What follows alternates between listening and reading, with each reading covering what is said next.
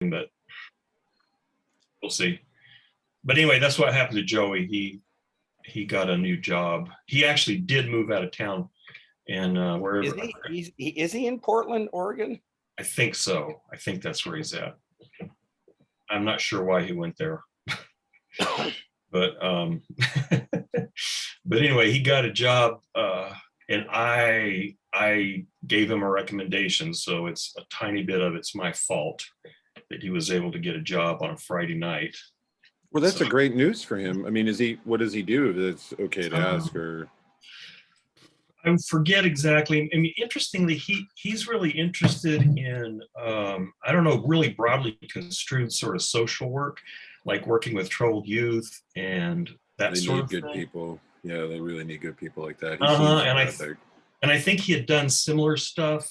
You know, I don't know if it was on a volunteer basis or paid, but I think he got a job doing something of that sort, like counseling people or helping in some kind of but something along those lines, sort of counseling and helping young people, which my guess is he's going to be great at. And it's probably great to have a relatively young person in a situation like that, because the kids would be more likely to connect with someone like him than they would with an old fart like me or Ed.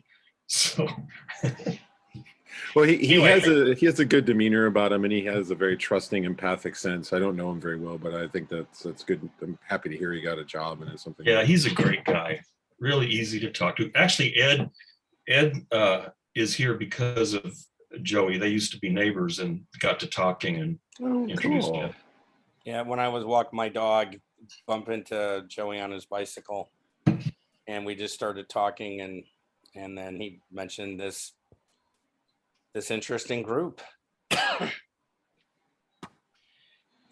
So anyway, so no Hunter, no Joey. Eric, I forgot what's up with Eric, but I'm guessing he's not going to be able to join for the rest of the semester either. So I know that he started a master's program, but Chase YMCA thing. Oh, that's right, YMCA. What about Chase? I thought he might be able to if we change the time. Oh, I think Chase is overwhelmed by grad school. I think is his problem. He's in a master's program at UTSA and started. Anyway, you know, he was. I don't know if he started last spring or last fall, but anyway, he's overwhelmed. I think he's also this semester for the first time. I think this semester he has some kind of job, teaching assistant or research assistant. I think it's teaching assistant. So he's probably had to do grading and stuff. And yeah. So I think he's just too busy. So, I mean, this is what happens. You know, people drift away, and Travis is probably going to leave us at some time, and Dylan's probably going to leave us. Yeah, I mean, I'm not going to lie. It's been kind of tough for me to attend these. I started a full-time job. Well, where do you work now? Well, I say started, but I mean, it's been like 6 or so months now, but I build sound equipment, or like build mixing consoles and repair smaller sound equipment. The company's called Rupert Neve Designs. That's awesome. Yeah, no, it's honestly a pretty solid job, but it's been a long time since I've had to kind of do anything consistently. Like wake up super early, and yeah, you know, college was definitely not that for me. It was relatively chill. That was one of the hardest parts of getting a real job. I remember when I graduated from college, it's like, God, you mean I've got to be here 8 hours a day? And I've got to be here at 8 o'clock in the morning? What? 5 days a week. 5 days a week? It was awful. Are you mad? Really? Where's my union? Who wants to live like that? Yeah, right. Yeah. Dylan, what do you do?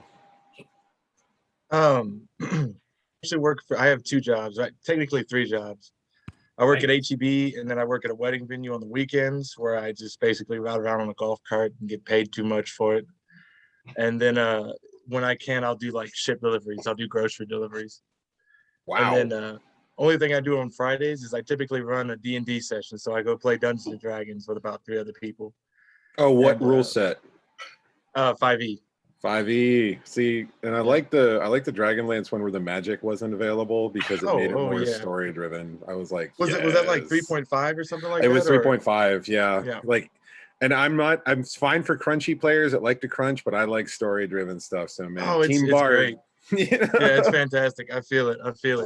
We've had a campaign going now for close to 5 months, and meeting almost every Friday. So typically before this, we were getting out at 7, and I would haul ass up to San Antonio, get there about 8 o'clock, and we normally talk weather philosophy or something for about 2 hours before we start. Wow. Yeah. And so yeah, we go into the night, we go early into the morning, so but yeah, that's about it. And are you a brutal GM or are you kind of lenient? I like to think I'm merciful for the most part. I kind of let it go. I'm there to facilitate fun. I'm not so much the dictator type. So that's awesome. So yeah, as long as everybody is good, we'll find a way to make it canon, But, maybe you should read The Prince by Machiavelli or something like that. yeah, right. Get a little bit more man. Machiavellianism going on there. Maybe they'll straighten up. If you There's do plenty of those in D&D, trust me. No doubt. If No you do doubt. read The Prince, get the translation by Harvey Mansfield. In fact, I've got extra copies. If you want one, I can. Sure. Yeah, no, I'm trying to. I'm pretty much decided on going into graduate school of philosophy, because I'm a psychology major, but philosophy is so much more closer to my heart. I mean, it's just taking me aback, and diving into Hegel and just getting into Western philosophy in general has been. I mean, it's amazing. I'm hooked. On a daily basis, I'm doing something, watching lectures, reading this, reading that. I'm trying to understand Kant because I feel like I can't understand Hegel before I understand Kant. But then understanding Kant is so damn hard in and of itself as well. But nonetheless, I'm enjoying the wallowing, bumbling around. Maybe somewhere I find a door that's open. But yeah. I'll see if I can find it. It was on Reddit. Someone was like, I have to read Socrates, then Plato, then I have to read Leibniz to understand Hegel. And then once I get over here, then I'll start with Nietzsche, and then I'll move on to Fichte, and then move to Kant. And then someone was like, you forgot David Hume, start over, reset. And he's like, Yeah. No doubt. With Hume skepticism. But yeah, no, I'm taking a history of philosophy before 1600. So I'm deep in the Republic right now, reading Plato.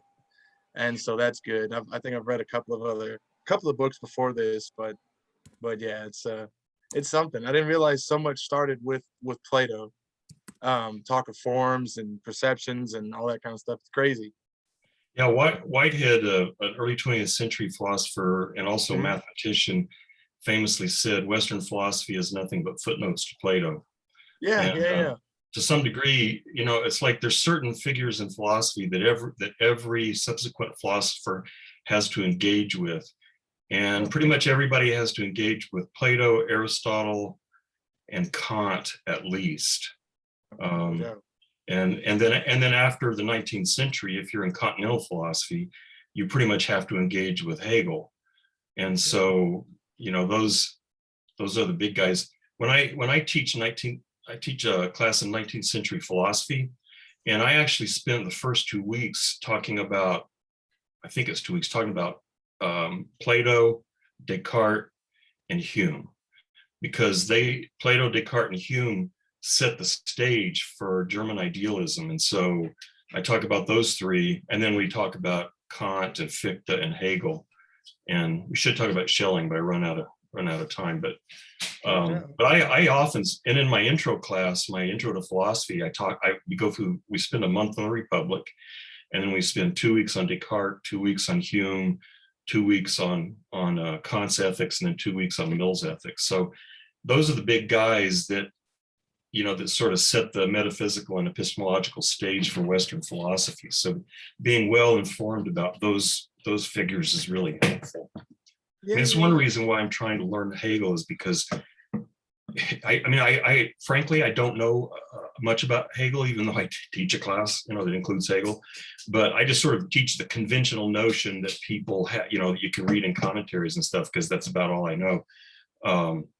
But that's one reason I'm interested in Hegel, because he really is foundational for continental philosophy from then on. So, and then Kant everybody, all the German idealists are responding to Kant. So, after you got Kant, you got Fichte, Schelling, and Hegel. And, Fichte and Schelling are responding to Kant, and Hegel's responding to Fichte, Schelling, and Kant. So, like you said, they're all, and then you get into the 20th century and phenomenology, and those guys are referring to Hegel and Kant and Descartes, and so yeah, they're all, those are the big guys. When you said Chase was going into graduate school at UTSA, was he doing the philosophy masters there? Yeah. See, because I know they focus on continental philosophy from what I've read, and I was really checking out that program, to be honest. And we'd be interested to talk to Chase and see what he thinks about it, because I'm not gonna lie, Texas State is relatively poor on philosophy degrees postgraduate, and I'm kind of sad about it. But at the same time, they have one which is fairly, I mean, it's only been around for a few years, and I forget, it's the MAAPE. It's like a master's of art in applied philosophy something, but it's applied philosophy. And that's the one Hunter's doing, right? Yeah, exactly. Hunter's in that, and Eric is in that. And actually, Chase applied and was accepted. And initially, they offered him some employment of some kind, but then before the semester started, they withdrew their financial aid offer. I don't know what happened there, but they pulled their financial aid. And so that's when he had applied to a few other places, but that's when he pursued the UTSA thing, and they offered him some financial aid. And so that was a big deciding factor for him. But I don't, yeah, it's worth talking to him. I know that he works with a guy there named Alistair Welchman, who has written a lot about continental philosophy.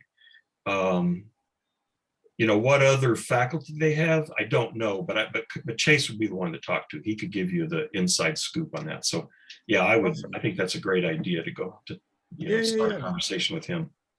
Yeah, I think philosophy has stolen me away from psychology, so I think I'm gonna go that route and see what it yields. So, well, Chase was originally a religious studies person, and then when he was deciding what to do, and I don't know, you might, when he's in the conversation, you can kind of tell that if you listen, because he will start pulling in stuff from various religious traditions and that kind of stuff. But then he's kind of like you, he got sucked in by the philosophical side of things.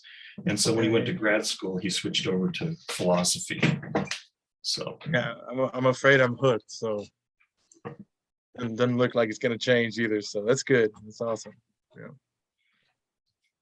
Well, I guess we can flail around here for a while. Yes. I have a hard time exactly figuring out what's going on here. I can tell he's talking about the Greek, well, at least later, he's talking about the Greek religious tradition, and because it sounds like initially he's talking about the like Homeric epics, and he often doesn't ever actually tell you, but it sounds like he's talking about the Homeric epics, and then he throws in the Greek Zeus and the Furies, and there's later I'm pretty sure in section 737 and 8, he's talking about Oedipus at Colonus or whatever, when he's talking about the riddle of the Sphinx, and solving the riddle of the Sphinx, and then he starts talking about the gods and the fates and all that. And I think he's making reference there to Oedipus at Colonus and then other tragedies as well. So I can see him working through this Greek literary tradition and talking through the emergence of some kind of consciousness of the divine through this process. But that's about all I've got in terms of the general thrust of this section. And like one of the big questions I have, which I was hoping maybe Hunter could throw some light on is what exactly, what is the status of the divine? And we've talked about that before, like to what degree does Hegel think there is a real, divine something? And my comment was that I get the impression that there is a divine character to the spirit, but it's not exactly, he interprets it in Christian terms like the Father, Son, and Holy Spirit, but it's not exactly the traditional theological formula. But here, like in section 728, he says, the return of the divine essence into self-consciousness, and then he talks about it. So he talks about this divine essence. I don't know what that means, but then I don't even know what he means by essence, because as I've complained before, he uses words like essence and substance and stuff like that in ways that are very different from most of the traditions. So I don't know what he means by essence. So when he says like the divine essence it returns into self-consciousness, I don't know if the divine essence is like some divine, I don't want to say being, but some sort of divine nature, or if it's just, because you could interpret this stuff, and maybe this is the way some people do it. It seems like you could interpret this as just all happening within human consciousness, that human beings are now interpreting these things as if there were some divinity involved. But it seems like you could also interpret it as saying, no, this is divinity manifesting in things. And frankly, I don't know. I can't tell. But anyway, there's sort of my preamble. Well, here, I think I can add this at least. One of my secondary sources, it gives it's kind of a glossary on Hegel, on his terminology. And for essence, it says here, the essence of a thing is what it really is, the thing in itself, its conceptual core. Essence contrasts with being in a wide sense and with appearance. Insofar as essence is indeterminate, it is other than appearance.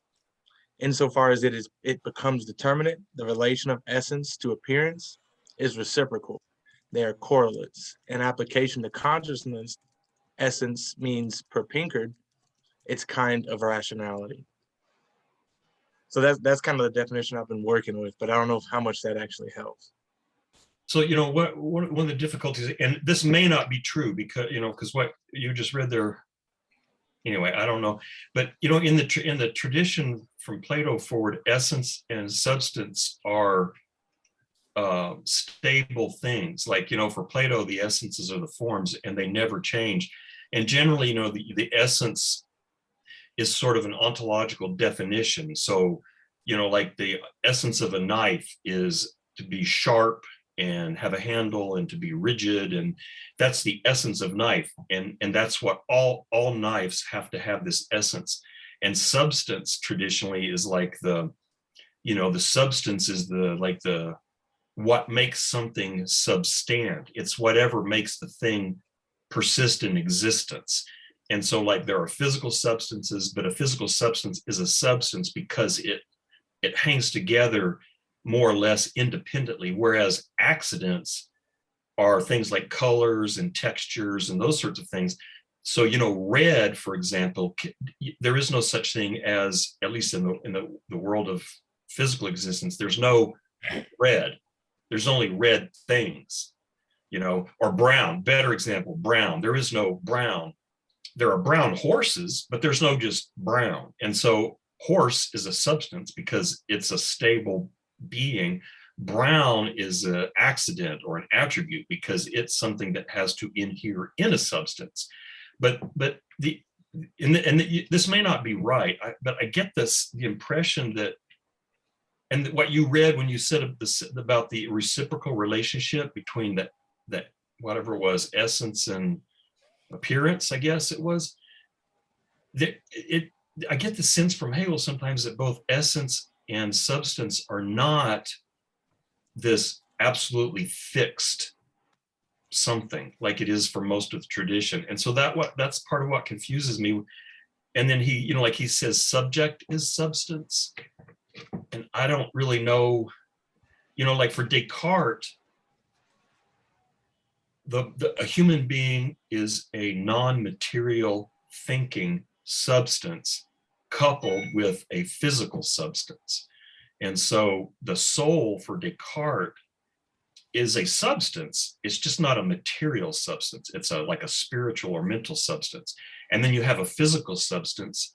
And then Cartesian dualism is that the mind, the spiritual substance is connected to the brain somehow. But when Hegel uses the word substance, it seems to be more fluid than that, and essence as well. And so that's part of what confuses me is, and I don't know, and they just seem to change and move in ways that you don't see in the rest of the tradition.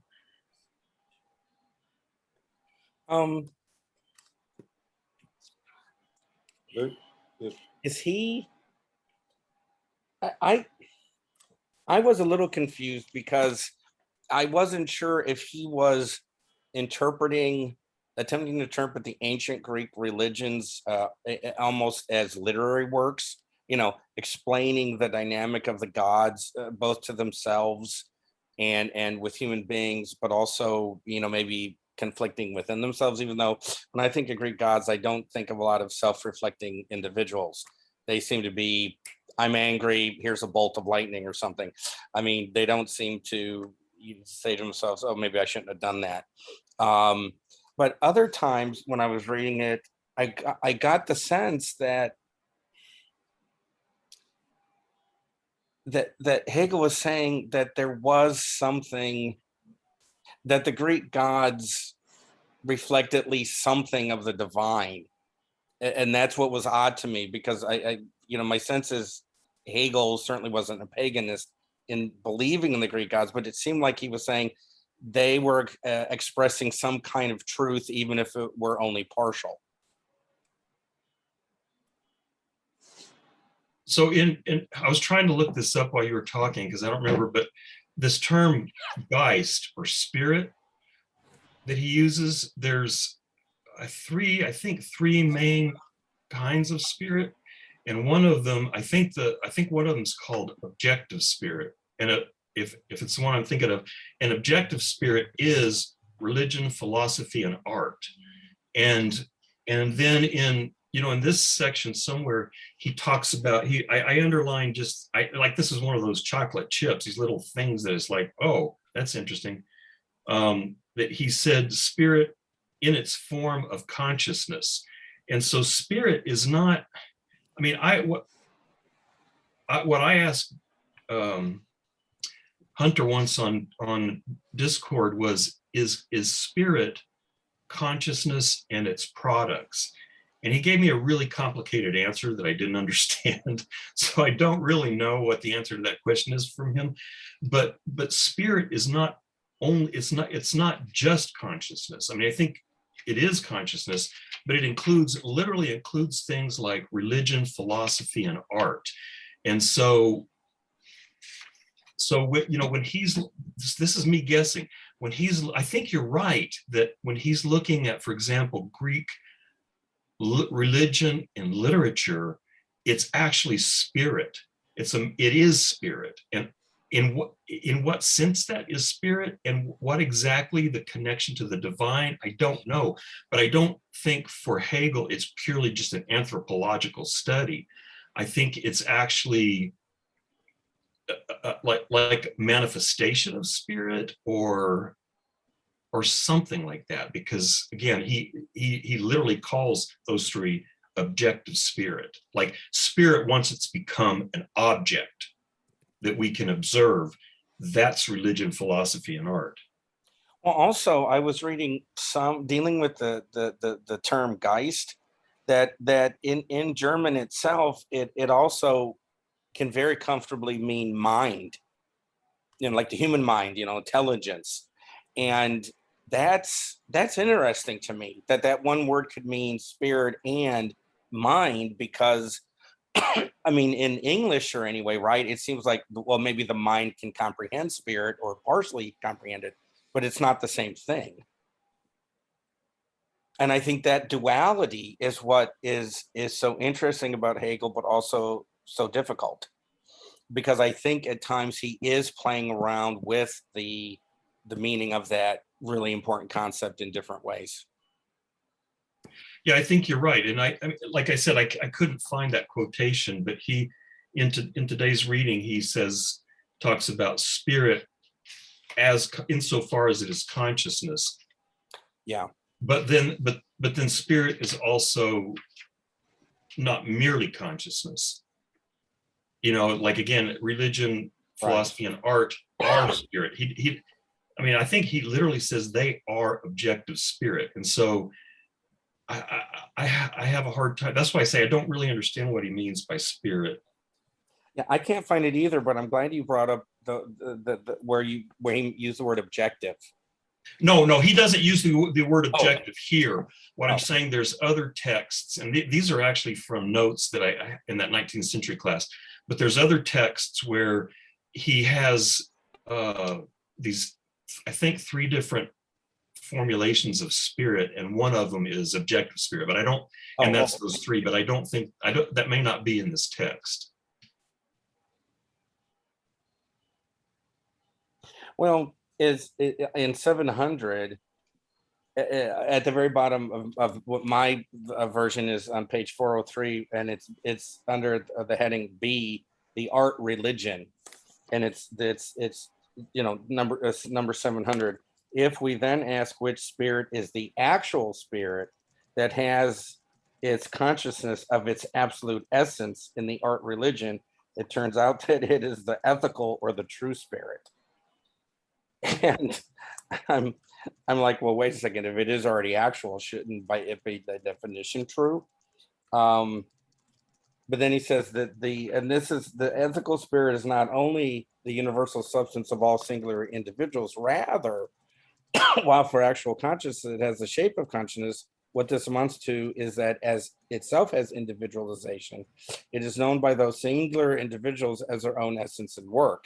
I mean, that seems to be really kind of, I'm not being sarcastic, plastic, you know, in terms of how he's using those terms. Yeah, and I think, you know, part of the plasticity may be because it's all dialectical, and that's why I wonder too if maybe again, I could be wrong, but if essence and substance are not fixed like they are for most of the tradition, it's probably because everything's dialectical, which means there is no fixed anything. But I posted in the chat, these are some definitions that came out of a secondary source somewhere. So I was wrong. The art, religion, and philosophy he calls absolute spirit. So he says the subjective spirit is individual psychological life. So that's subjective spirit. Objective spirit is the common spirit of a people, its customs, its laws, and institutions. You know, so when you say like the spirit of the people, the spirit of the nation, and then absolute spirit apparently is art, religion, and philosophy. And it's referring actually here to the encyclopedia, which is something that Hegel wrote, but it's not the Phenomenology. So but it is from a different book by Hegel that this guy's quoting from. But that's so broad. That's why I say, like, it's hard for me to capture all of that in one term, spirit. So I still struggle with that.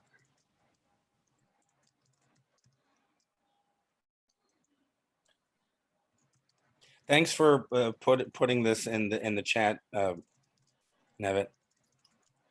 That's helpful.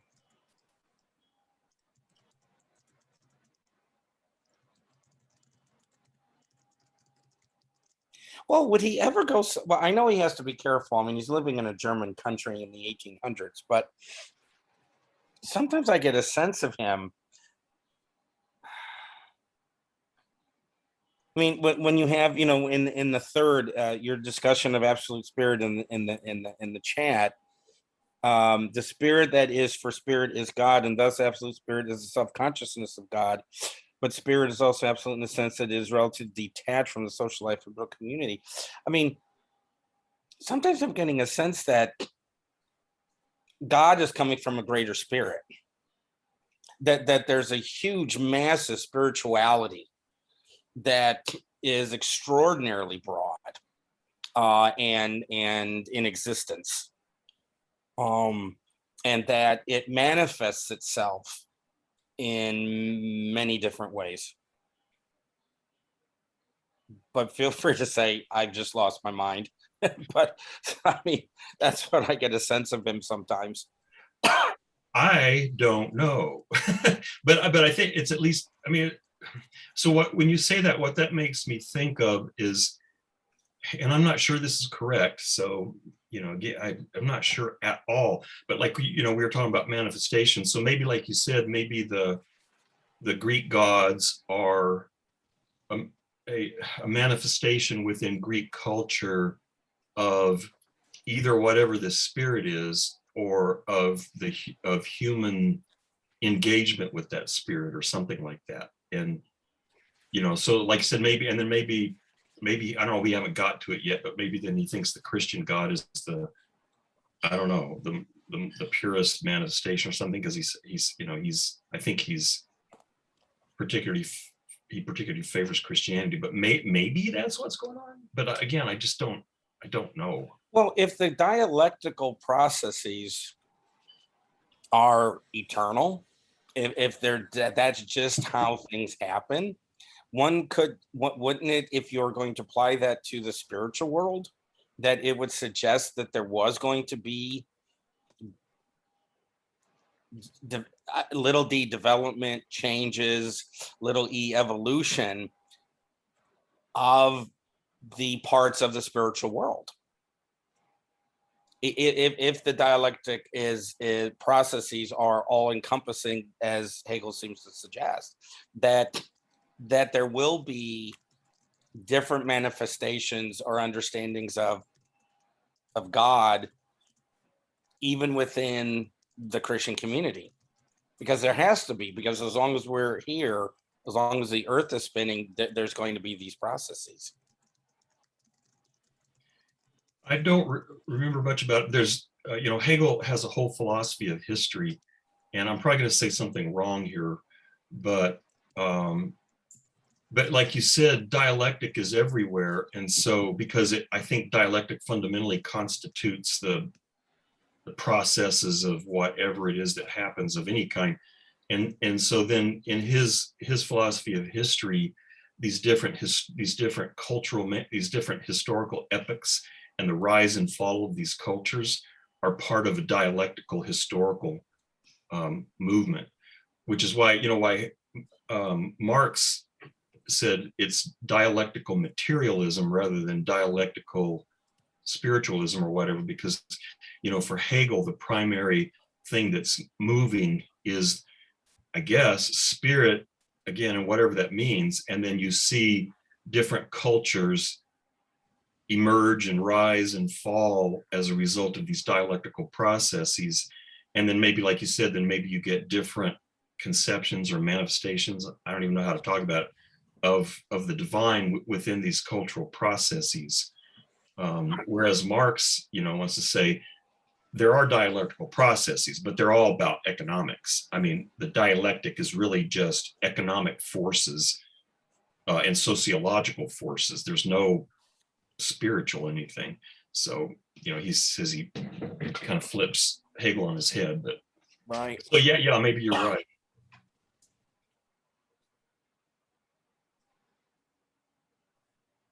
I'm just going to read this thing that Joseph put about essence. Yeah, because in 747, I think, because we see and in my notes, this is just my notes between Logic of Desire and reading this section, there was epic, tragedy, and comedy he talked about, and it seemed to be that the act itself of for him, the big point was the vanishing was preserved almost in a way. There's a moment of it in the act, but then it vanishes and is preserved in spirit. So the act of the poem by the bard is what sets it aside from the ethical sophists that are constantly thinking and debating about everything. The act of the epic is a performance for the spiritual community as the audience. And then for the epic poem where he goes into the Homeric, there seems to be this big distinction between human being less than divine. The human actions, the actions themselves are heroic, and the divine is somehow just miraculous and disassociated with the human. And he called fate this conceptionless void. In 731, he calls it a mere happening. You know, there's just something that they can't participate in. And it to me, the parallel I drew, and I was curious, and I'll probably mention this to Hunter in the Discord, was that it seemed like it's consciousness, it's sense certainty. It's like the stage of the dialectical process with faith and consciousness. There's things that we see. It's more picture thinking. It's not conceptual, and because fate can't think conceptually, fate is this, you know, thing that hovers over everything, this conceptualist void. And then you shift into tragedy, which seems to have more action and more self-revelation of the individual. And that's where fate becomes less than this conceptualist void. It becomes more of a belief in a higher power, because self-consciousness in its negation can have conceptual thinking.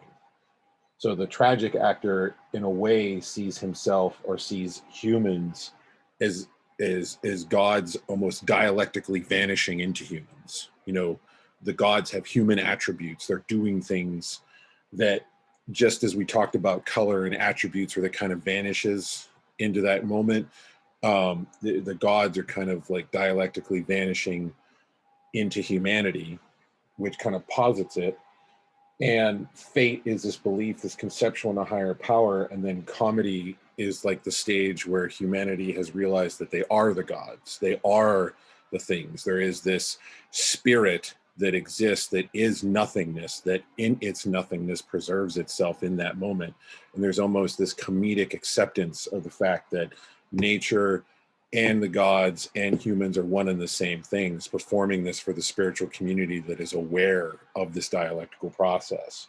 In that case, spirit he calls in 746, which I thought was really fascinating. 746 and 747, therefore fate, which up to this point has lacked consciousness and consists in an empty repose and oblivion, and is separated from self-consciousness, this fate is now united with self-consciousness, which is why I think comedy is like reason. It's the uniting of the two together, Creon and Antigone, of consciousness and self-consciousness through spirit.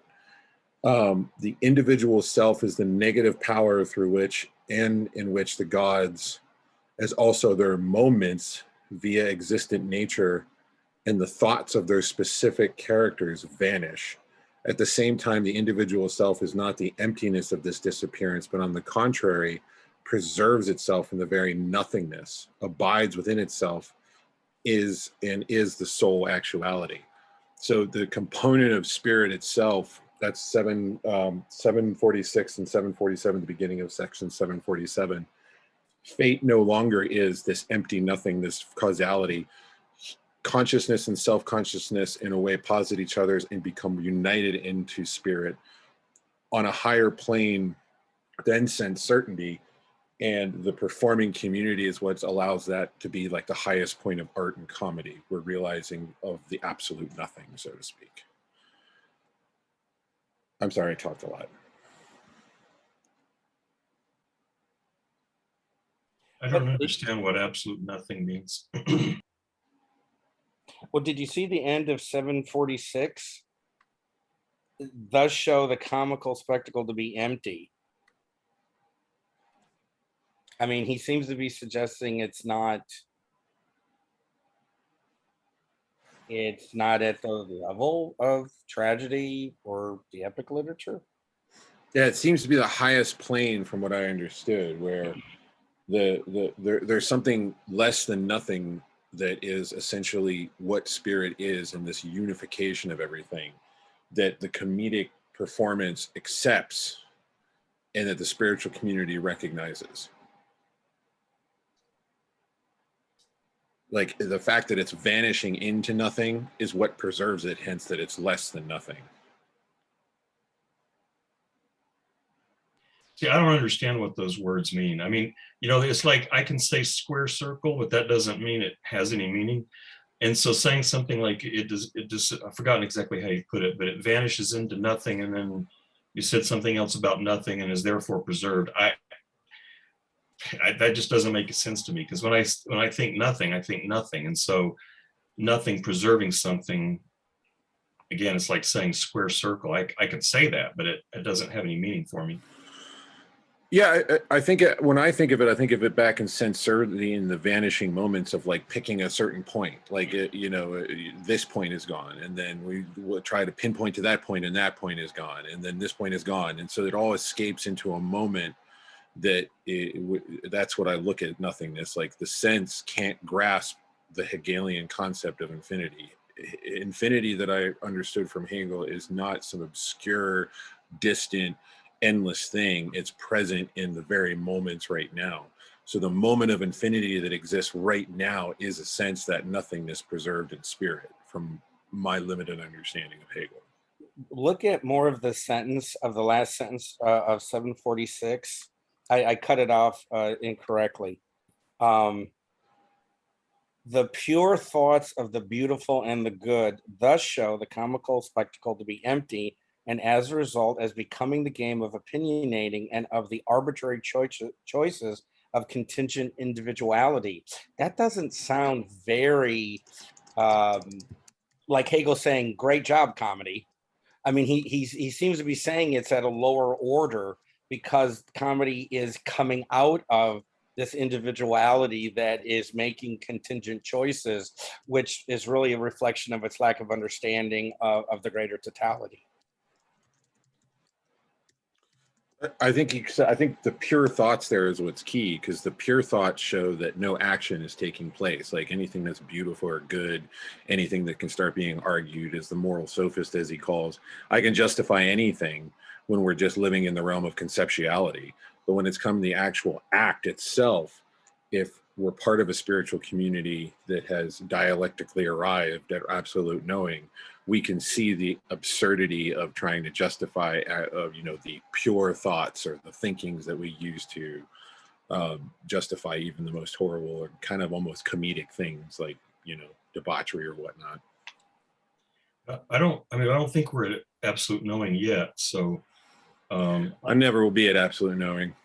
I just accepted this. I mean, so this is one thing I've said before. I've become very hesitant to say that Hegel is endorsing this or that, or saying this moment is better than that moment, because every time I think that's what he's saying, here comes another dialectical shift, and that one disappears and something else pops up. And so, Hunter, I think in a Discord thing said, I said something about, well, I don't know, I basically made that comment. He said, well, I do think Hegel's endorsing certain things, and gave a few examples, but that's just my general thing. So,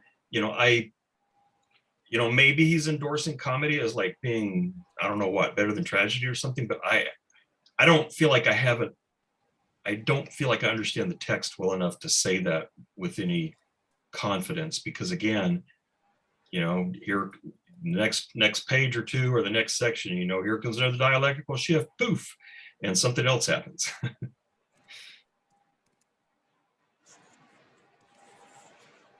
That's very fair. Anything I say is provisional, and putting something out there so there's a conversation.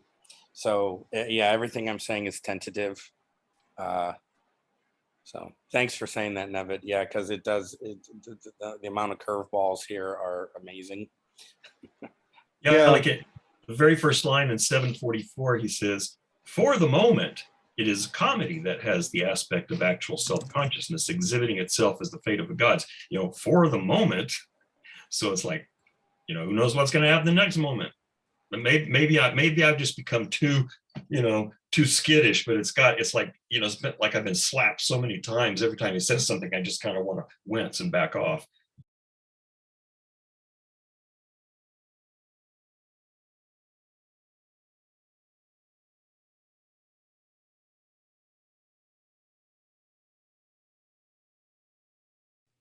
Well, I do think one thing that Hegel is trying to do is he's definitely trying to question typical concepts of what God was, and I read somewhere in a secondary source that put it like this, that Hegel was trying to conceive of a God that is not a being in itself, like, because and it's kind of has like a mystical twist to it.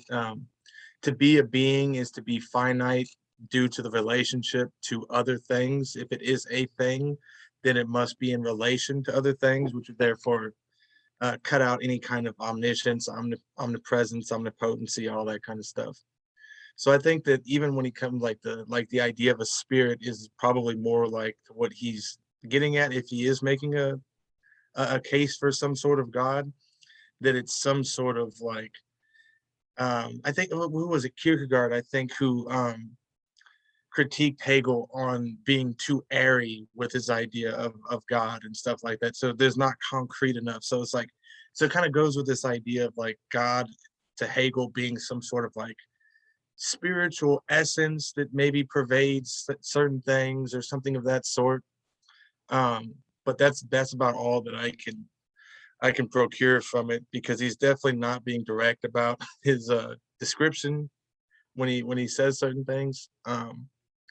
But that's about all I can pull from it as of now. But maybe he goes oh. another way. Yeah, I'm about to leave, but I guess I just kind of wanted to say something because I haven't. And I don't know, I guess, I've just been kind of thinking about reading Hegel in general and my experience in the seminar. And, like, I don't know, I feel like I could blame it on me being tired by the end of the week and not really wanting to talk. And, it could be as simple as that. But I think also on some level, it's like, I feel like I understand Hegel, but not when I read him. and like talking about him without something else to kind of like, without using his perspective to talk about something else, it's very hard for me to talk about him. And I don't know, I guess, with what Dylan just said, I think sometimes maybe that's kind of the point of what he's trying to do, is like open up sort of like pathways for conversation or for analysis in other things, in the fact that he made what he was doing so difficult to understand directly. Perhaps that in and of itself kind of led to this opening up of reading other things, being able to use this sort of very open and hard to pin down perspective and sort of use it to try and understand or expand perspectives of other things. And that, even that's not really direct. I mean, I don't really know what I'm talking about, but I guess I feel like, when I approach other things, for example, like the plague and literature and stuff like that, I feel like knowing what I do know about Hegel, I approach it in a different way than I would have. And I kind of use these semblances of ideas to sort of approach things in a way that I don't think I approached them before.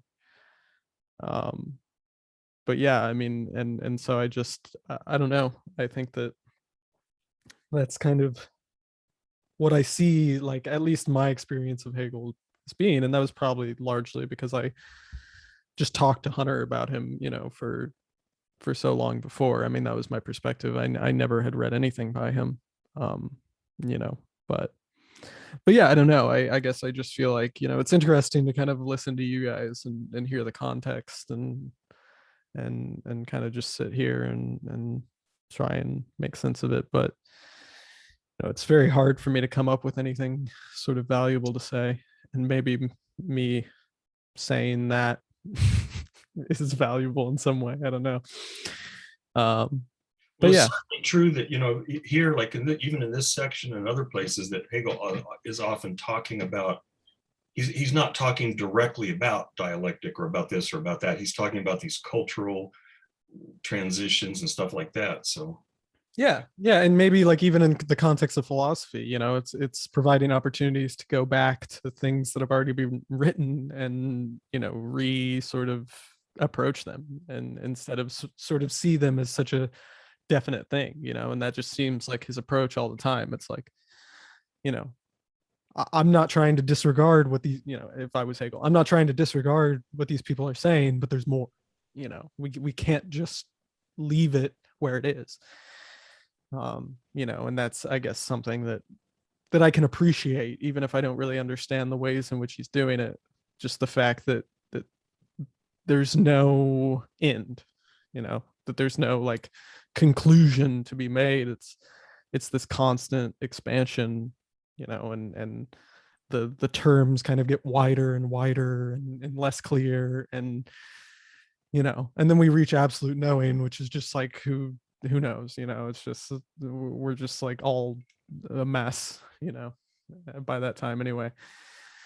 Maybe it's like in Soto Zen, sometimes they'll say everybody's enlightened, they just don't realize it. Yeah, Maybe we all have absolute knowing, we just don't realize it. I guess I just feel like absolute knowing to me is just this sort of like constant state of like absolute confusion, just like not knowing anything. I don't know, maybe that's dialectic, I guess, I don't know, but yeah. So I'm gonna head out, but that's kind of my thoughts. So Hassle Hunter for us. oh, I will, I'll make him feel bad. Okay, good. Yeah, lay some Catholic guilt on him. So That's what we do, yeah. All right, see ya. Take care, Travis. Great seeing you. Yeah. Oh, your face has got suddenly bigger. I'm sorry. Well, you know what? One thing I was going to say in response to Dylan's comment was, and again, I'm not sure about this at all. You were saying that that God is not a being. I'm not sure there is. And this is one of the reasons I have trouble with notions like essence and substance. I don't think that there is being. I'm guessing, again, I don't know, that there really is being for Hegel the way there is for some traditional philosophers, because everything is always in a dialectical shift. And and again, I'm not sure, but one of the ways I think of Hegel in relation to Plato is that Plato says there's this shifting, changing phenomenal world, of physicality. And so therefore nothing here ever is in its fullest sense. Everything's becoming, everything's always on its way to becoming something else. So like in classes, I say, this book hasn't always been a book. It used to be trees and some chemicals and stuff. Now it's a book, and not too long in the future, it's not going to be a book anymore. It's going to be a bunch of trash, and everything in the phenomenal world is like that. Mountains don't last forever, stars don't last forever. And this just, like I said, sometimes that Western philosophy has a horror of instability. It hates it, at least for up until maybe the 19th century. And so, Plato says, God, this is awful. Everything's shifting. Nothing ever really is. It's always becoming. And so there must be this domain where everything really is. And so forms are more real than the phenomenal world for Plato, because forms, since they don't change, they exist fully. And so the form of a tree is he literally says the form of a tree is the being of a tree. The being of the tree is not the wood and the stuff that you can touch. The being of the tree is the form. And it's absolutely stable. But then one way I think about Hegel is saying to Plato, you're right, things here are always shifting and changing. Sorry, that's just the way it is. There aren't those forms. There's just this stuff shifting and changing. But the shifting and the changing has a structure to it. And the structure of change is this dialectic. And so then again, I don't know what being means in general for Hegel there. It's like being is, I don't know what, a momentary point of stasis in the dialectical shift. I don't know. He doesn't even use the word being that much. And like he says that becoming is this dialectical relationship between being and nothingness. And so I think he's with Plato in the sense that this domain is just pure becoming. But if that's the case, you know, what does being mean in general, you know, for Hegel? And like that certainty stuff that Joseph was talking about, I think, you know, part of the point of that early stuff was that you see all these sensory properties changing. And so, you know, you, Western philosophical tradition, want to find something stable, a substance underneath these sensory properties. But then when you investigate them in the sensory properties, you dispense with those, there isn't anything left. All you had was the sensory properties. And so then you got nothing. And then, well, now what are we going to do with that? And so again, it's just, I suspect you're right that he would say if there is any kind of divine being, it's going to be a process rather than a thing.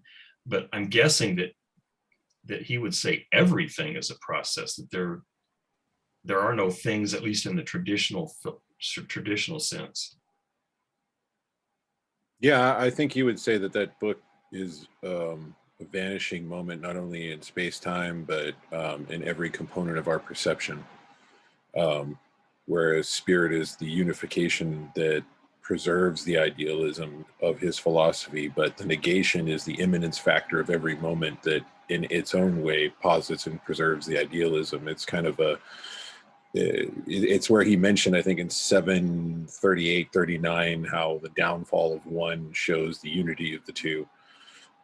So from what I've gathered of him, there seems to be this constant need to have every moment of even of our sense certainty or perception and self-consciousness that's constantly lost, preserved in what he calls the idealism of spirit, that is also, you know, not so much dependent, but it contains an immanence factor of our very existence from a materialism standpoint. So I don't think one could really exist without the other. That's why I always was a little bit confused from a Marxist standpoint, how you could read Hegel and say that Hegel's philosophy was primarily materialism.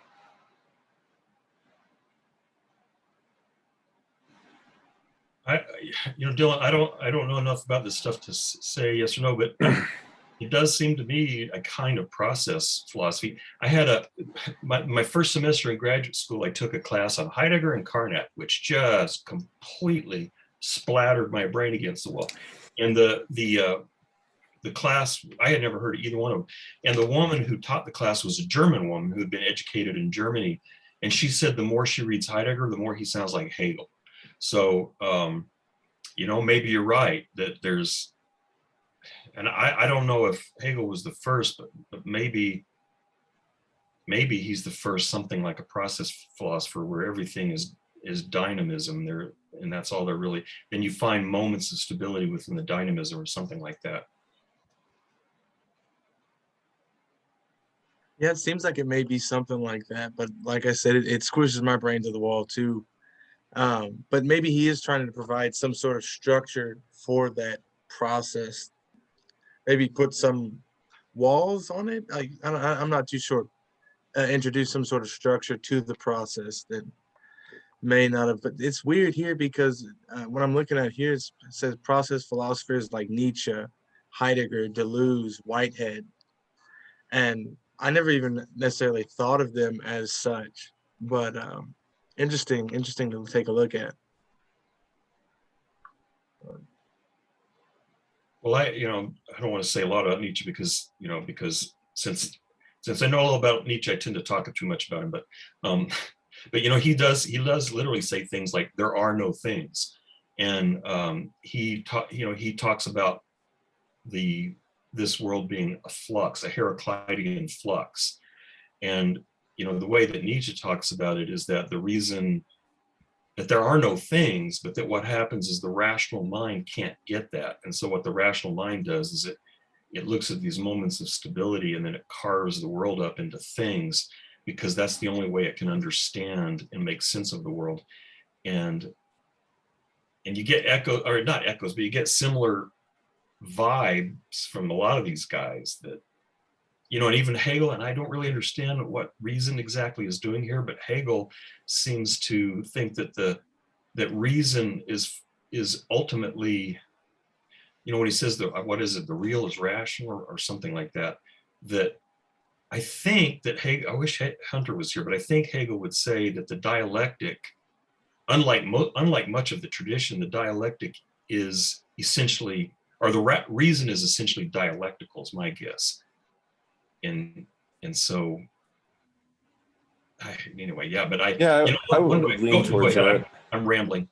No, I would lean towards that because I always took his conception of reason as the composite of consciousness and self-consciousness, whereas consciousness was grounded in sense certainty and self-consciousness was individualization. So to say that what is rational is real and what is real is rational is the dialectical posit of sense certainty and individual self-awareness. So I think that would be spot on, actually. Because no, go ahead. The thing that I like, and a lot of this is, you know, this one's coming from the logic of desire, because at the end we're specifically talking about comedy. Kalkovich says that, like, the modern skepticism, ancient rationalism knows that ethical right opinions are subject to dialectical vanishing, that the old ways are not absolute.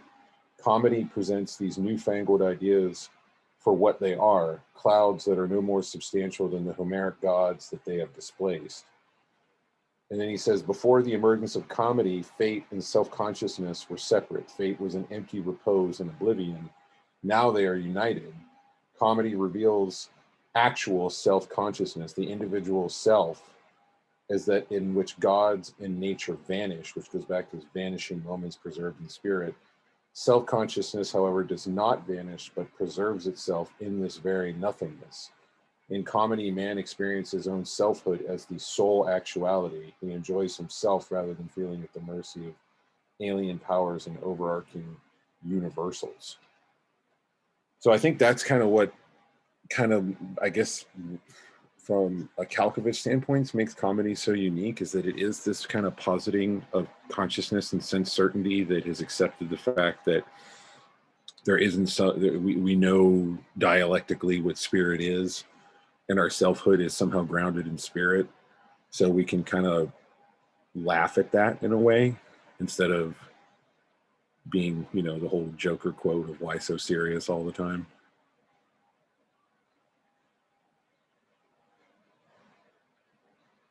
I don't know. No, and you see in a lot of, well, no, I shouldn't say a lot. An interesting thing that keeps popping up in continental philosophy, and maybe before Hegel, I don't know, but it sounds like it's in Hegel. You certainly see it in Kierkegaard and others, is irony. You know, Kierkegaard's dissertation was called The Concept of Irony, and Socrates is a major character in there. And I'm sort of embarrassed to say I don't really understand the fundamental importance of irony, but that's what this reminded me of, you know, when you were talking about comedy, that, and he mentioned irony in here, I think, at least once, but there's something profound about irony that I have never quite been able to get. I guess, I mean, maybe it's in reference to, maybe if somebody thinks that the world isn't like inherently paradoxical, how that would be kind of ironic. How we search and search and search, and maybe there is nothing. The irony of the search, or the irony of the debate.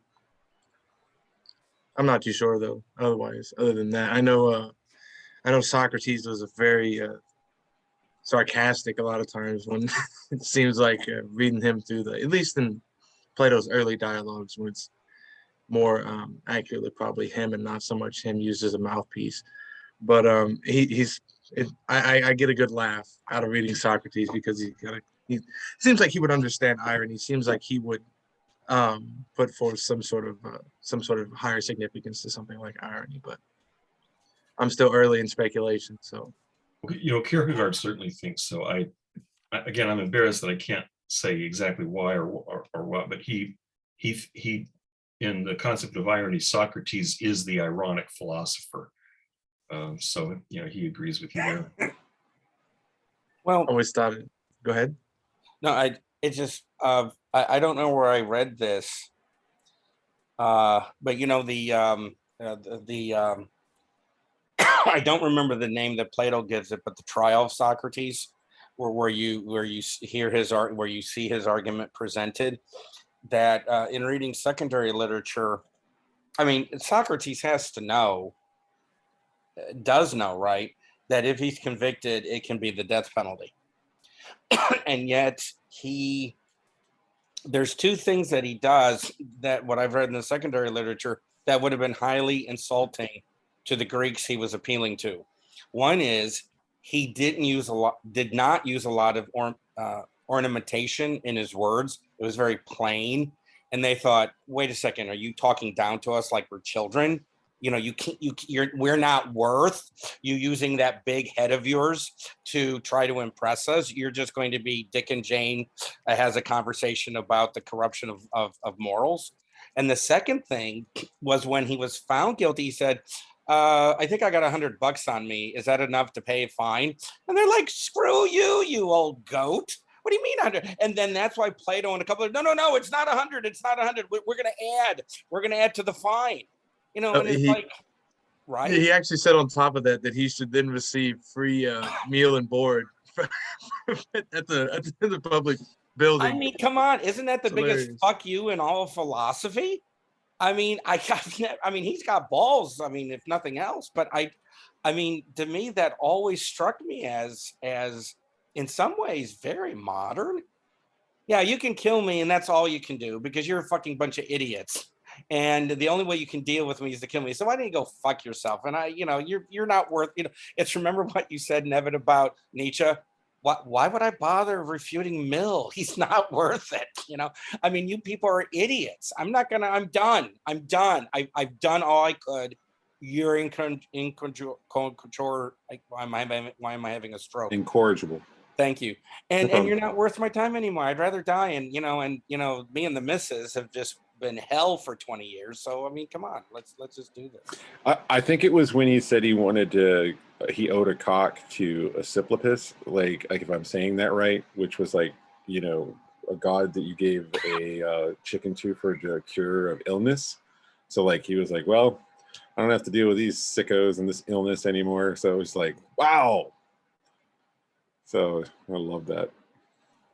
Yeah, maybe one of the greatest, or I don't know if it's the greatest, but reportedly, I forgot, again, I don't remember what dialogue this is in, but someone says, hey, Socrates, someone asked the oracle at Delphi who the wisest man in Greece was, and they said it was you.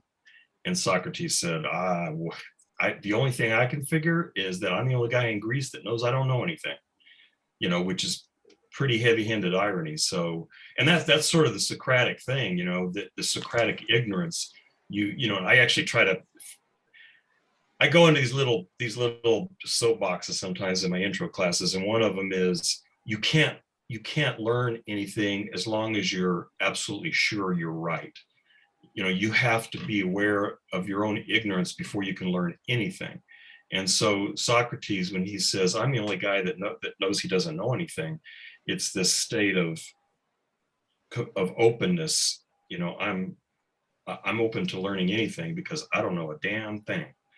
But is very, very ironic statement. So.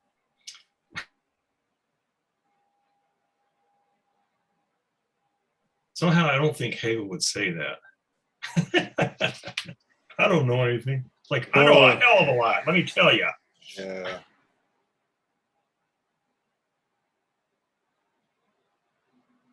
Maybe that's absolute knowing. Not knowing anything. I'm not sure.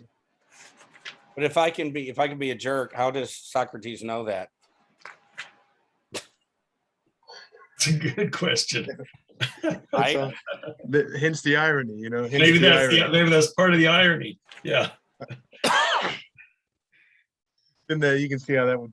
That's dangerous waters because in anti-philosophy, because right around the corner there. But it's like when someone says, "Well, there is no truth at all." Was that a truth that you just spoke? Right. Yeah. I don't know. But,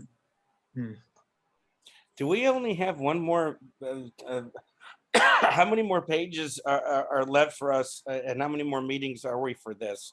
Are we I think coming? there's 2 more meetings. We're still one behind because of that one time we took off to go back to the preface, but I think there's Holy just shit! We almost meetings. read it. Yeah. Wow. There's only that much left. I So, know. How about that? Look at all that suffering. yeah. I mean, whether or not I understood it or not, at least I read it. Right. I can now say I have read, or I will be able to say I've read the Phenomenology. Yeah, so there's just, and the next one I was looking, the next one's a little long. It's like 23 pages or something. And then I think the last one's shorter, but God, remember when we were doing 50 pages? oh Nuts. God. Yeah, that was hard. That was hard. Yeah. And then we were gonna read little papers, like short things for after that, but that was also when Hunter and Chase and Joey and there was a lot more people here. So I don't know, we'll have to maybe have a conversation on the last night about, or maybe even next week, what to do about that. But one thing that seems to be really important in this section, and I wish I could say something positive about it rather than just stating it as a question, but as is often the case, he's really working over, it seems to me, the difference between individual or particulars and universals, the individual versus the universal, because he will, like the bard, I've forgotten exactly how it works, but the bard is Middle term. He called him the middle term. well, I thought he said the people were the middle term. So section 732 is where he, well, no, wait. Where it folds itself on its own account. Then the mediating middle, no, I'm sorry, that's not The it. individuality of a hero. What section is that? 732, where he says, like, I think that's where I was talking about, like, the components of faith, where, like, the necessity, however, is the unity of the notion, which brings under control the contradictory substantial being of the separate moments, a unity in which the inconsistency and the arbitrariness of their action is orderly disposed, and the play of their actions receives its earnestness and worth in the actions themselves. So the hero that's being talked about and performed in the action of the bard is kind of that middle term where fate is understood by the spiritual community as the notion of spirit or the dialectical process. Where he says the content of the world of picture thoughts freely unfolds itself in the middle term on its own account, gathering around the individuality of a hero who, however, in his strength and in beauty feels his life is broken and sorrowfully awaits an early death. So it's almost like the individuality is found in the hero and the universality is found in the concept of fate. But what he seems to suggest at the start of 732 is that we have an understanding of fate being spirit, which is what's kind of like this dialectical preserving of each vanishing moment that allows that individual to not just kind of accept oblivion, but know that he's preserved in it.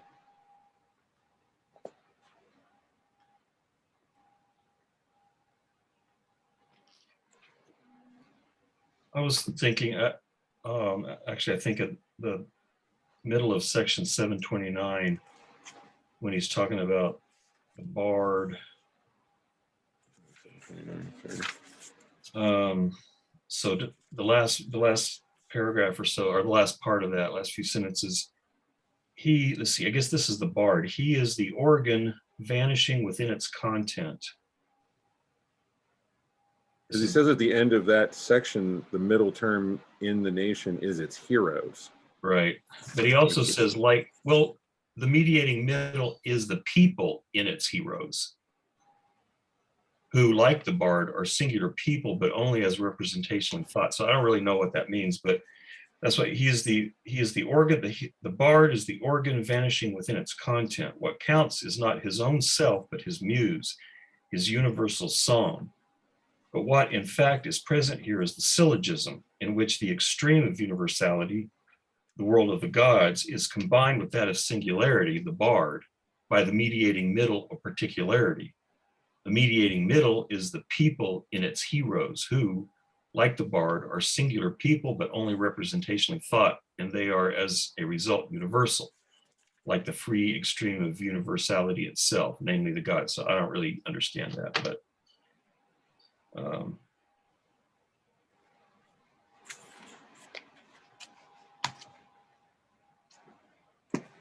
so the universality of the gods, that I kind of get.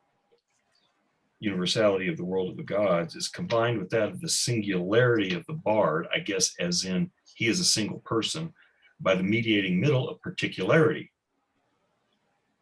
Not sure what that means. What section is it? 732? 729, sorry, is where I'm at. 729. 732, he also talks about this, but this is the last few sentences of 729. Could he be using more stand-ins, like for art, religion, logic, or whatever, but bard could be literature? Is that what he was just getting a little bit more metaphoric? When he invokes the bard, that would be literature. And then, well, I remember the other term you quoted from yeah, but Yeah, because Kalkovich says Achilles in his wrath provides the true middle term of the epic syllogism, the point around which the whole story of gods and heroes turns. As the middle term, he is a unity of opposites or extremes, the tension between godlike glory and mortal life. Which is why when we kind of like go through the epic to tragedy to comedy, there seems to be this transition where man sees himself in God, and then man is God in a way, unified in spirit in each stage.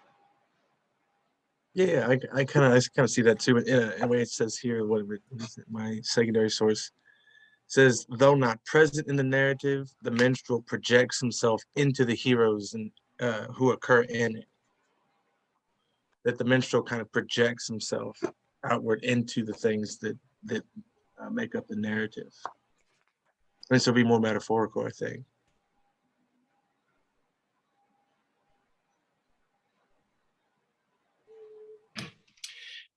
So I mean, what I was thinking, or what, again, I don't know, based on this 729, well, like, so a few lines into 729, this representational thought's existence language is the first language, the epic as such, which contains universal content, or universal, at least in the sense of the completeness of the world, even though not in the sense of the universality of thought. The bard is the singular and the actual, and from whom, as the subject of this world, the world is created, and by whom it is born. His pathos is not the anesthetic power of nature, rather it is mnemosyne, the reflection and inwardness which he has come to be, the memory of an earlier immediate essence. And then there's the passage I read, he is the organ vanishing within its content. So what I thought is that he was actually talking about the real bard. I thought he was talking about Homer, for example, and that, the bard fabricates this world. And so the world is but that in a sense, the bard becomes the bard in creating a world that then becomes the way that this culture understands itself.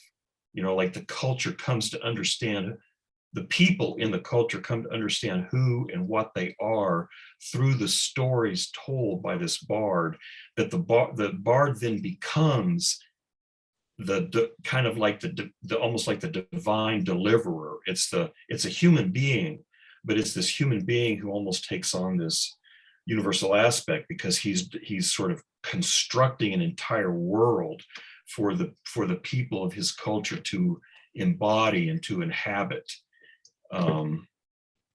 And so that's kind of what I thought. He's the singular individual, but he's also performing this universal function by constructing this cultural myth for his people. Yeah, so, so, I like- guess the question would be like, was it universal to begin with, or was it universal after the bard kind of unifies it in the narrative? Good question. I think he's kind of approaching it through the act of singing. So the act itself is what removes him from ethical like substance and solidifies it as an act for the audience. And the universal is this concept of fate, and the bard's individual action represents selfhood, which is how it's kind of being united. The perception of that selfhood interacting with what he perceives as fate.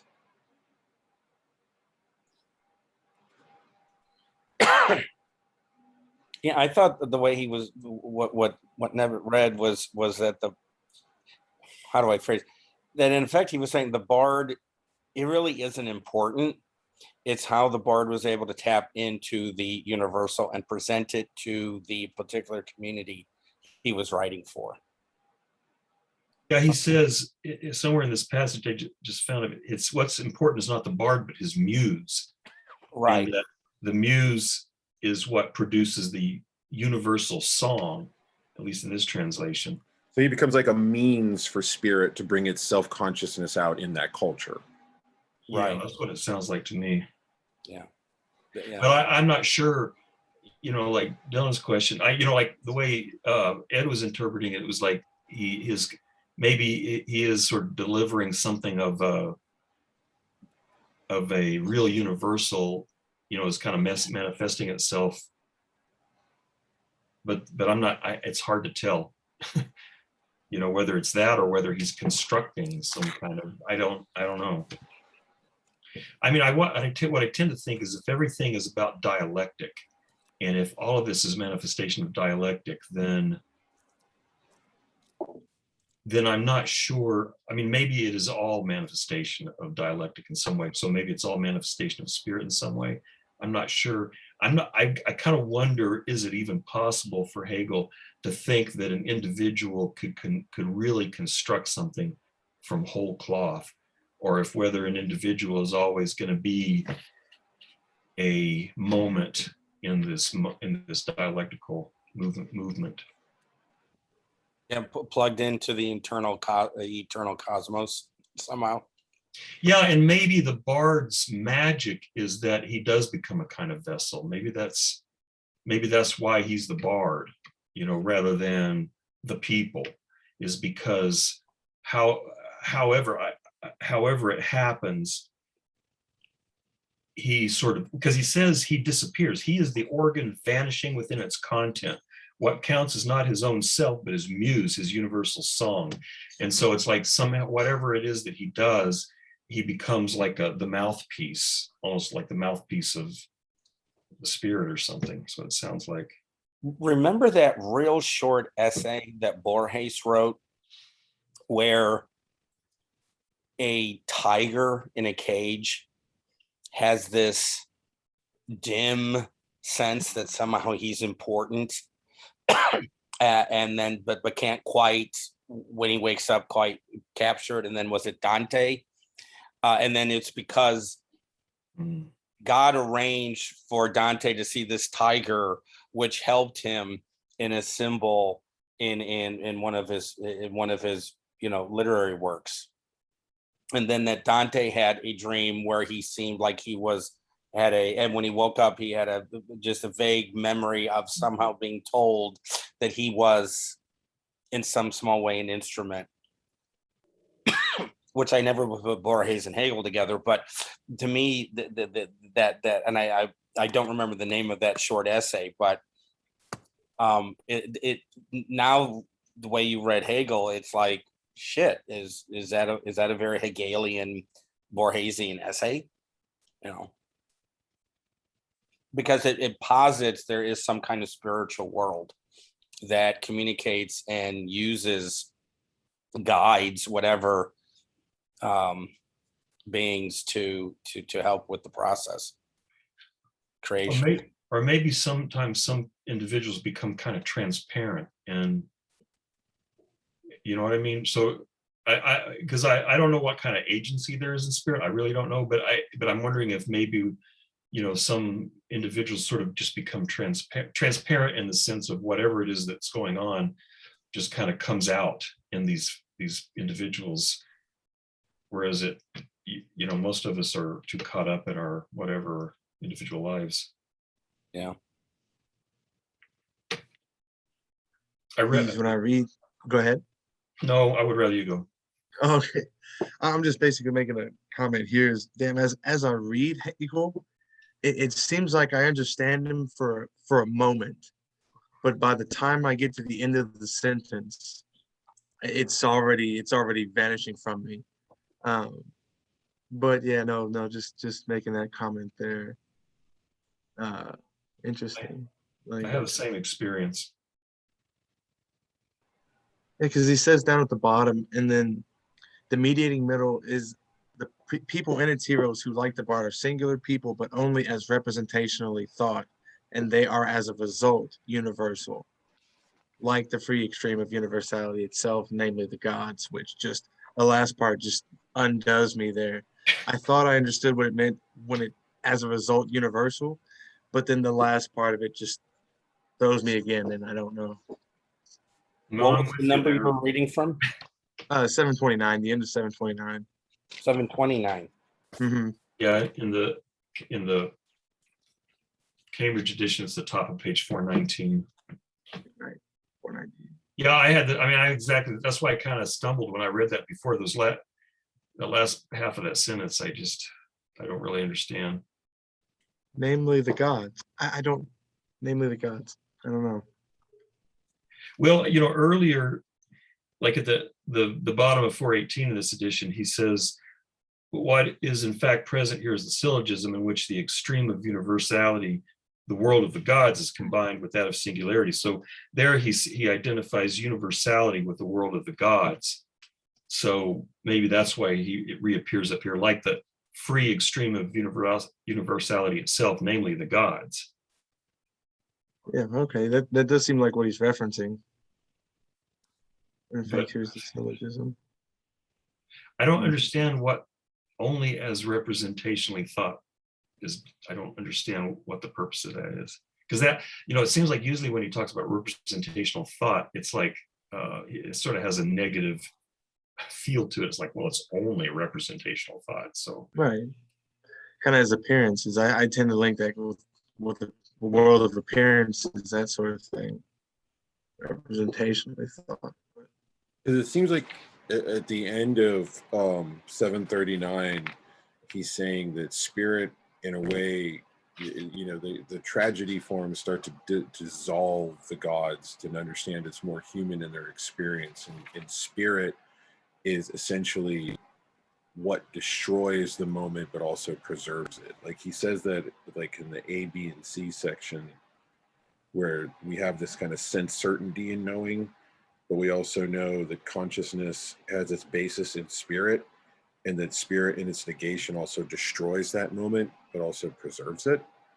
So he seems to be suggesting that the very thing that's destroying this overarching fate that's kind of destroying us is in a way preserving us. And we know that as Hegelians who have understood that spirit is, when it negates something, is also preserving it. Sublation. yeah, that sounds Yeah, I like think that's sublation. yeah. Sublation's like how in the concept you find contradiction through negation and then move forward from there, and neither thing is destroyed but just seen as not whole is always how I understood it. One way I thought about it, that at least I got a slight nod of approval from Hunter, was thinking of the notion of what you see in some contemporary phenomenology is the idea of sedimentation, where that preserved in the sense of sedimentation. So, that whatever it is that gets negated, it's negated in the sense that it's no longer the active principle, but it's kind of sedimentation in the sense of these things get piled on top of each other over time. And so they still exert a kind of influence because they become part of the history of the movement. And it's like, you know, once you have an experience, like, well, I mean, I'll use trauma as an example, but if you have a traumatic experience, it's likely that experience is going to continue to affect you for the rest of your life, whether you're consciously aware of it or not, because it's kind of built now into your mind.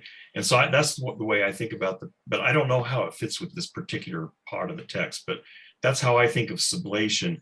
It's taken out of immediate action, but that doesn't mean that it's completely gone. There's like in these historical movements, you know, you may have a new historical movement or a new cultural movement that supplants the previous one, but the effects of that previous one are still kind of hanging around, even though they're not active anymore. Right. Yeah, because he says that. I thought hold on. He says something very. Yeah, buddy. Are you okay? Yeah. He says that at the end of 740, where he says, where is it here? Sorry, I got distracted. The reconciliation of the opposites with itself is the leth of the underworld and death. And of the leth of the upper world is absolution, not from guilt, for consciousness cannot deny its guilt because it committed the act, but from the crime, and also the peace of mind following atonement for the crime. Both are oblivion, the vanishness of the reality and the action of the powers of substance of their individualities, and of the powers of the abstract thought of good and evil, for none of them by itself is the essence. So it kind of goes with what you're saying, like in that process, it preserves it, but it isn't necessarily a solidified good and evil that's going to continue for the rest of time, but it did play a developmental role, much like tragedy in a way, and reconciliation to tragedy in a way, or trauma. It doesn't necessarily define me. My trauma doesn't define me, but it does help preserve me in a development that may not necessarily be good or evil, but in the sublative dialectical process leads to some form of development. When I first read about like that whole process of ablation, to me it almost sounded like just the process of learning in general. Like you learn one thing and it's not the entirety of the topic, but it is something that is partial to it and is true at the same time, but it's not a stopping point. You also need to move past that. To me, it was almost like he's like laying out a process of just learning in general, almost what it sounded like at first. Yeah, but I don't learning know is suffering. Learning Right. is suffering, which is true for this experience. No doubt. Maybe for Hegel, definitely. Well, if the dialectic is ubiquitous because it's the foundation of reality, then it seems like he would not be surprised to find it popping up all over the place. Yeah. That passage that Joseph just read, maybe this is too much of a red herring, but like, what the hell is he talking about with guilt and crime? I don't. Yeah, I put Dostoevsky in my notes, and I'm like, what? Where does this come from? Like good and evil, but I don't understand what. You're not the only one there, because I included it in a way, but the things that I thought were more about the fact where he talks about oblivion and the vanishing of reality of the separate powers of substance with individualism, which is that kind of the positing of the universal with the individual. But what the heck was he talking about with crime and punishment? That one I don't know. Is that 740 or something else? 740, towards the end of 740. In the Cambridge edition, it's right at the bottom of page 425. Yeah, I mean, one possibility maybe is I'm pretty sure toward the end of section 737 that he's talking about Oedipus at Colonus when he's talking about the riddle of the Sphinx and the two-faced character and all that kind of stuff. And so I guess it's possible here when he's talking about crime and guilt, he's thinking of some play or historical moment or something, because he'll reference these things and not tell you that's what he's doing. Like Antigone, in that whole section where he's talking about Antigone, like the word Antigone shows up once or twice in the entire section. And yet he's talking about Antigone the whole time. So maybe, I don't know, maybe that's what he's referring to something here we're just missing. I don't know. I was wondering if he was referencing Antigone, because early in that paragraph, he says there's a mutual downfall that you can see from either side when they're opposing each other through negation. When one goes down, the other goes down with them, like Creon and Antigone. So I'm wondering if that's what he was kind of alluding towards with crime and having some type of resolution with it in the community. Yeah, maybe because, you know, there's several places in here when he talks about the law of the family and the law of the state. So yeah, maybe so. But it's weird because from my contemporary mind, I immediately thought of Raskolnikov, and I'm like, well, that's not till a lot later, so that has nothing to do with what he's saying. Yeah, I think sometimes he's referencing something that maybe have been contemporary during his time, and maybe intellectuals during his time would know exactly what he's talking about, but I just don't have the historical context to identify it. Me neither. Yeah. Before I forget, Atticus was in class and they were referencing Oedipus, and he raised his hand because he was talking with us when we were reading Sophocles, and he was reading it, and he told his teacher, you mean the Sophocles play? And the teacher was like, yeah. Wait, how did you know that? Did you Google it? And he's like, no, I was reading it. It's just like, yay, nerd. Made me so proud. I'm sorry, just That's awesome. gentle Yeah. ADHD. Proud dad moment. Yeah, I really was, because like the teacher is like, yeah, what the hell's going on? Who are you? That's great. That's good. Hopefully it gave your son a bit of a internal stroke. Yeah, and when he read Oedipus, I think he came up to me. He's like, "This play is messed up," and I was like, "Yeah, yes, you're right." Except he didn't use the word "messed up." Yeah. Versus we're being recorded, he said other things. And I was like, swear when it's appropriate, but yeah, it's pretty messed up. Yeah, that's great. That's funny. Yeah, they are all. Yeah, that is for sure. To get back into you all thinking it's the old Greeks, the thing, the other sentence at the top of page 426, continuation of 429, of 740, rather the essence is the emotionlessness of the whole within itself, the unmoved unity of fate. And just that phrase, the unmoved unity of fate, seems to encompass both, or not both, but all, right, of Antigone, of Ismene, of Creon, of Haemon, of everybody, the unmoved unity of fate. As in, there's not a damn thing they can do about it. Yeah, and it's almost as if once Creon issued his decree, it was set. And then right after that, the unmoved unity of fate, motionless existence, and thereby the inactivity and the lack of liveliness of the family and the government. So that really does sound like Oedipus,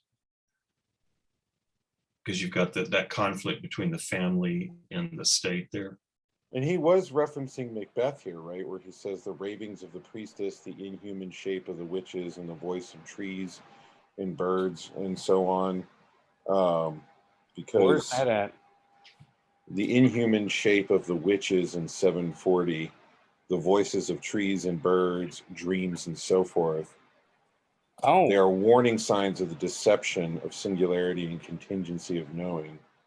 So I read potentially Shakespearean Hamlet and Macbeth right in the middle of 740, like as tragedy becomes more developed and aware that there is no overarching fate, there is more of our actions present in spirit. Rationality uses those as more warning signs for making sure your action is the right one.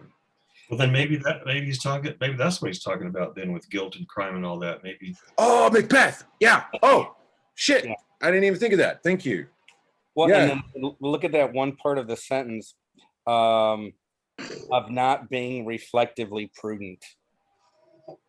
That's just a really interesting sentence part to me, of not being reflectively prudent, meaning it seems to me that no time were these people stopping themselves and saying, "Hey, wait a second, is this a good idea?"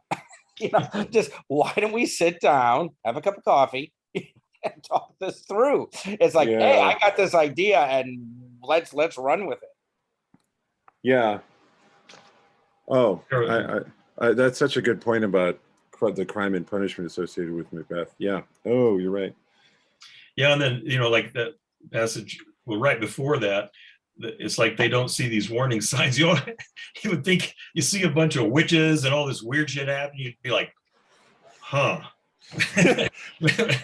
Maybe something's up here. Well, I guess that does lead into comedy, right? Like we know that it's like, guys, witches, really? You should know this is bad. Yeah, it's like when I start screaming at the characters on the television. It's like, don't do that. That's stupid. Yeah. They never pay attention to me. Yeah. Yeah. Well, you're not alone. I do it too. That's why situational comedy is so hard for me to watch, because I have to I'm like, oh. Well, that's fascinating. I enjoy situation and character driven comedy the most. Well, we're at 8. Wow. Well, hey, we held our own. Yay. I think so. Yeah, and if Hunter watches this, he'll probably just go bullshit, bullshit, bullshit, bullshit. A polite but firm no. No. Yeah, but what we just say is you were non-existent. That's right. But he was preserved. He was preserved in his non-existent. Yeah, Hunter was like in spirit, in the sediment, kind of exerting a pressure back there. But Hunter is the world spirit right now with his company. If you're watching, well, we could when this vanishing moment. When Nevitt said the sediment, it was like, isn't he more like a fossil? Well, he does rock. Boo.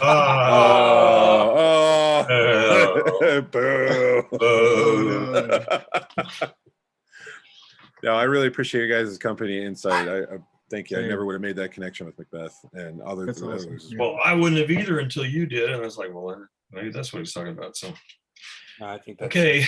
I need to go reread Macbeth. Ooh.